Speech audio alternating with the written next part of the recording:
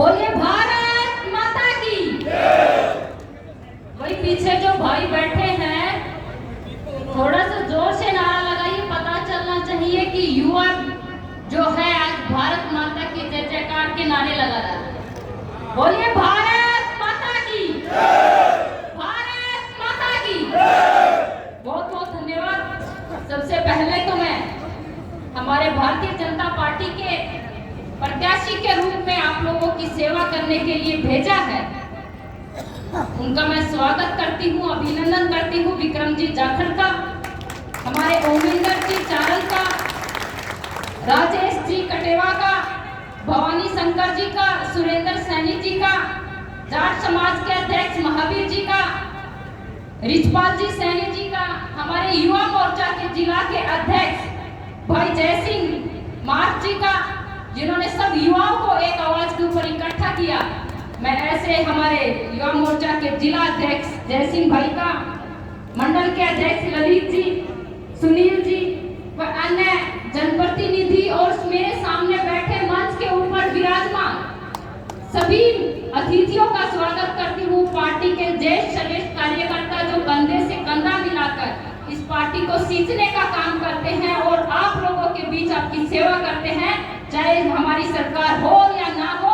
ऐसे हमारे ज्येष्ठ श्रेष्ठ कार्यकर्ता और मेरे सामने बैठे सभी मैं बड़े बुजुर्गों को नमन करती हूँ, प्रणाम करती हूँ और सभी युवा भाइयों को मेरी राम राम सा। पहले तो मैं एक चीज बताना चाहूंगी, बहुत कम लोगों को यहाँ पे पता होगा, झुंझुनू मेरा नानके भी है, ये बहुत कम लोगों को पता है। और मैं आज आपकी उस बेटी का, आपकी उस बहन का संदेश आप लोगों के बीच में लेके आई हूँ और मुझे विश्वास है कि जिस विश्वास के साथ मेरी माँ ने ये संदेश देकर आपके बीच में भेजा है, आप उस संदेश को अपनी बेटी, अपनी भांजी मानकर उसको पूरा करने का काम करेंगे, मुझे विश्वास। और झुंझुनू ही जिला है, ये भी आपको बता देती हूँ, जैतपुर गांव है, झुंझुनू जिला है, वहाँ पे बाबा सीतानाथ का मंदिर है। हमेशा उस मंदिर में हम जब भी रामनवमी के ऊपर मेला लगता है, उस दंगल में भी खेले हैं, उस दंगल में आज भी जाते हैं, बाबा सीतानाथ के वहाँ पे मत्था भी टेक के आते हैं। तो ऐसी पावन धरा को, वीरों की भूमि को, जवानों की भूमि को मैं नमन करती हूँ, अभिनंदन करती हूँ और जितनी बार यहाँ पे नमन करूंगी मेरे लिए उतना ही सौभाग्य मुझे प्राप्त होगा। और सबसे अच्छी बात है कि जब मैं राजस्थान और झुंझुनू में आती हूँ तो यहाँ पे मुझे मेरी माँ के नाम से जाना जाता है, ये मेरे लिए बड़े गर्व और सौभाग्य की बात। अब आप लोगों से दो तीन चीजों के बारे में बस आप लोगों से बातें करूंगी और आप लोग समझ जाएंगे। एक और जो है माननीय प्रधानमंत्री नरेंद्र मोदी जी, जिस तरह से 24 घंटे में से 15-16 घंटे जो हैं वो जनता की सेवा और देश की रक्षा, सुरक्षा और देश को प्रगति की ओर ले जाने के लिए काम करते हैं, आप लोग भी उस चीज के ऊपर विश्वास करते हैं क्योंकि आपने एक एक कीमती वोट माननीय प्रधानमंत्री नरेंद्र मोदी जी को दिया। आज मैं गर्व के साथ कह सकती हूँ कि आपने ऐसे प्रधानमंत्री को चुना है, जब विदेशों में जाते हैं तो पापुआ गिनी के राष्ट्रपति जो हमारे प्रधानमंत्री के पैर छूते हैं, आपने ऐसे प्रधानमंत्री को चुन के भेजा। और आपके विश्वास को, आपके विकास को लेकर हमेशा वो प्रतिबद्ध हैं, चाहे महिलाओं की सुरक्षा की बात हो, चाहे महिलाओं के सम्मान की बात हो, चाहे युवाओं को रोजगार देने की बात हो, चाहे युवाओं को स्टार्टअप इंडिया, स्किल इंडिया के माध्यम से उनको कुशल क्षमता बनाना हो, चाहे उनको पढ़ाई के क्षेत्र में हो, हर क्षेत्र में माननीय प्रधानमंत्री नरेंद्र मोदी जी ने सबका साथ सबका विकास सिर्फ ये नारा नहीं दिया है, बल्कि उस नारे के साथ सबका साथ और सबका विकास भी किया है, चाहे वो किसी भी धर्म, किसी भी जाति का हो।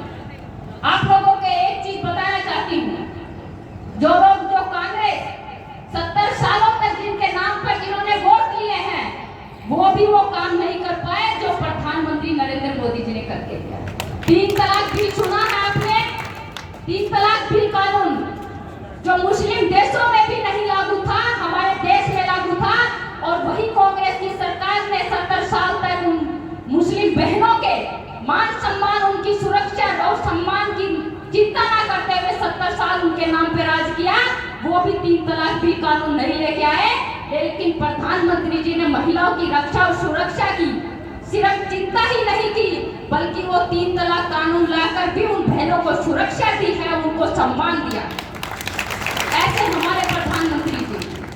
आपको बताना चाहूंगी, कोरोना काल के दौरान जब पूरे विश्व के अंदर त्राही मची हुई थी कि कोई तो हमें बचा ले, जब अपना ही अपने का साथ छोड़ चुका था, अगर उस समय पे अगर कोई आपके बीच में आया था और आपकी सेवा की थी, तो वो भारतीय जनता पार्टी का कार्यकर्ता या भारतीय जनता पार्टी का जनप्रतिनिधि आपके बीच में था। जब कांग्रेस के कोई भी जनप्रतिनिधि आपके बीच में आए, तो मेरी तरफ से एक सवाल कर लेना कि जब कोरोना का ऐसा दौर था, सबसे बड़ी सेवा का मौका था, लोग सेवा के लिए वोट देते हैं, घरों में आराम और ये राज करने के लिए, सिर्फ सत्ता सुख भोगने के लिए वोट नहीं देते हैं।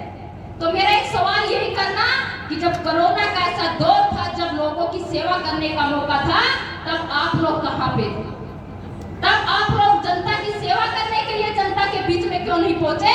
जब 120 करोड़ देशवासियों को अगर फ्री में किसी ने वैक्सीन लगाई है, तो माननीय प्रधानमंत्री नरेंद्र मोदी जी का जनप्रतिनिधि होने के नाते और जब ये देखा कि हमारे जो देशवासी हैं, जिन्होंने भरोसा करके विश्वास करके हम पे एक कीमती वोट दिया है, उनकी हम सेवा के लिए यहाँ पे आए हैं, सत्ता सुख भोगने के लिए नहीं आए हैं। 120 करोड़ देशवासियों को फ्री में 2-2 वैक्सीन लगाना कोई आम बात नहीं है, कोई छोटी चीज नहीं है। एक समय था जब पूरी दुनिया में वैक्सीन लग जाती थी, तब हम इंतजार करते थे कि कब हमारे देश तक कहीं छोटी मोटी वैक्सीन पहुंच जाए और हम भी लगवा लें। और हमने सिर्फ अपनी खुद की वैक्सीन नहीं बनाई, माननीय प्रधानमंत्री जी के नेतृत्व में हमारे साइंटिस्टों को जो विश्वास, जो भरोसा दिलाया, उनकी पीठ थपथपाकर कहा कि मैं आपके साथ खड़ा हूं और आप अपने देश के लिए वो वैक्सीन बनाइए। अगर मेरी कहीं भी जरूरत है तो मैं आप लोगों के दिन रात आपके साथ खड़ा हूं। यह विश्वास हमारे साइंटिस्टों के अंदर भरा, और विश्वास के साथ हमारे साइंटिस्टों ने हमारे जो कोरोना योद्धाओं ने जिस तरह से काम करके उस कोरोना टाइम में दिखाया है, वो वास्तव में पूरी दुनिया के अंदर आज चर्चा का विषय है। पूरी दुनिया ने यह माना है कि भारत 120 करोड़ देशवासियों में 120 करोड़ देशवासियों को वैक्सीन लगी, वो भी फ्री में, और अपनी खुद की वैक्सीन बनाई, 1 नहीं 2 नहीं 3-3 वैक्सीन बनाई, और पूरी दुनिया को भी उस बांटने का काम हमने किया है कि वो वैक्सीन दुनिया तक पहुंचे और वो लोग भी जो हैं अपनी वैक्सीन लगवाएं और अपनी जान बचाएं। तो ये है माननीय प्रधानमंत्री नरेंद्र मोदी जी का जो विकसित भारत और विकासशील भारत बनाने का। और आज के यहाँ पे बैठे अपने नौजवान भाइयों से कहना चाहूंगी, अभी राजू जी कह रहे थे जिस ओर जमाने चलती है उसी ओर जमाना चलता है। मैं भी इस बात से इत्तेफाक करती हूँ, इत्तेफाक मानती हूँ कि जिस ओर हमारा युवा जाएगा, हम आगे हमारे देश का भविष्य है, आप हमारे देश के युवाओं के ऊपर निर्भर। अपने देश को किस ओर दिशा देनी है, अपने देश को किस ओर लेके जाना है, ये युवाओं के कंधे पर निर्भर है। और उसी युवा को अगर अंधकार में डाल दिया जाए, जो कि कांग्रेस की सरकार ने किया है, तो उस प्रदेश को कोई उन्नति की तरफ लेके जा सकता है क्या? एक बात बताइए मुझे, मैं अपने जीवन में इतना पहली बार देख रही हूँ कि 17 बार पेपर हुए और 17 बार ही लीक हुए हैं। ऐसा दुर्भाग्य हमने अपने जीवन में कभी नहीं देखा। एक बार हो जाता है, 2 बार हो जाता है, लेकिन सबसे बड़ी चिंता का विषय है 17 बार राजस्थान के अंदर पेपर हुए और 17 बार ही लीक हुए। उन बच्चों का, हमारे युवा बहन भाइयों का भविष्य जो अंधकार में डाल दिया। कल को आने वाले समय में उनकी उम्र हो जाएगी, अगर आपने गलती दोबारा कर दी तो 5 साल और भुगतने पड़ेंगे।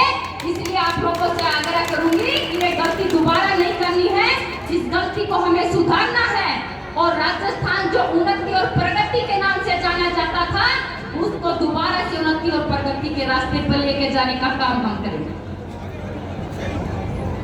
जिस राजस्थान को उन्नति प्रगति के नाम से जानते थे, आज उस राजस्थान को नंबर 1 महिलाओं के अत्याचार में नंबर 1 पेपर लीक के नाम से जाना जाता है। क्या हालत हमारे राजस्थान की करती है। हमारे राजस्थान को जब मैं डेली एक बात पढ़ती हूँ तो कोई एक ऐसा कोना नहीं बचा राजस्थान का जहाँ पे महिलाओं के साथ अत्याचार दुष्कर्म की बातें ना लिखी। कौन माँ बाप ऐसा चाहेगा कि हमारी बेटी के साथ ऐसा। और लोग कहते हैं किसानों के नाम पे जिन्होंने कहा था कि हमारा राज बना देना, हमें वोट दे देना, हम किसानों की कर्जा को जो है माफी दे देंगे। लेकिन क्या वो कर्जा माफी मिली है? मैं आप लोगों से पूछना चाहती हूँ, किसानों को कर्जा माफी दी गई है क्या? उल्टे मुझे पता चला है कि बिजली के बिल भी डबल थमा दिए गए हैं, कि डबल बिजली का बिल करके आप लोगों को भेज दिए गए हैं।